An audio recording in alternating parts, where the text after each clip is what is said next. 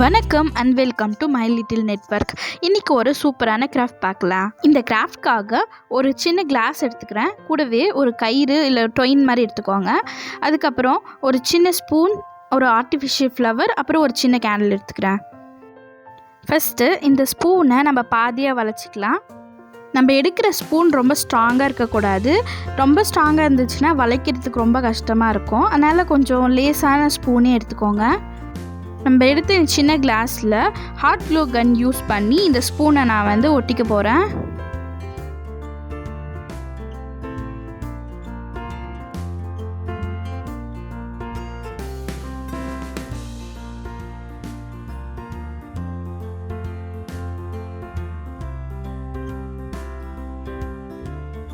இது நல்லா காஞ்ச உடனே நம்ம டெக்கரேஷன் ஒர்க் பார்க்கலாம். நம்ம ஆர்டிஃபிஷியல் ஃப்ளவர் எடுத்தோம்ல, அதை இதில் ஒட்டிக்கிறேன் நான். நெக்ஸ்ட் இதை சுற்றி ஒரு கயிறு மாதிரி நான் கட்டுறேன். இது சும்மா டெக்கரேஷன் பர்பஸ்க்காக தான் நம்ம பண்ணுறோம். உங்கள் க்ரியேட்டிவிட்டி தகுந்த மாதிரி நீங்கள் உங்களோட கிராஃப்டை டெக்கரேட் பண்ணிக்கோங்க.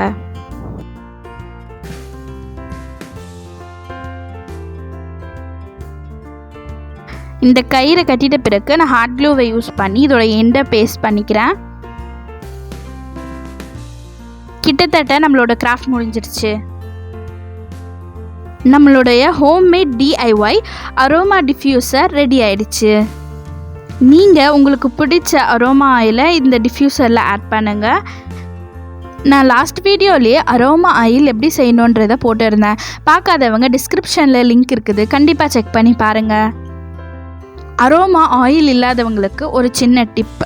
நீங்கள் ஒரு ஸ்பூன் கோகோனட் ஆயில் கூட கற்பூரம் இருக்குது பார்த்தீங்களா, அதை தூள் பண்ணி இதோட ஆட் பண்ணுங்கள்.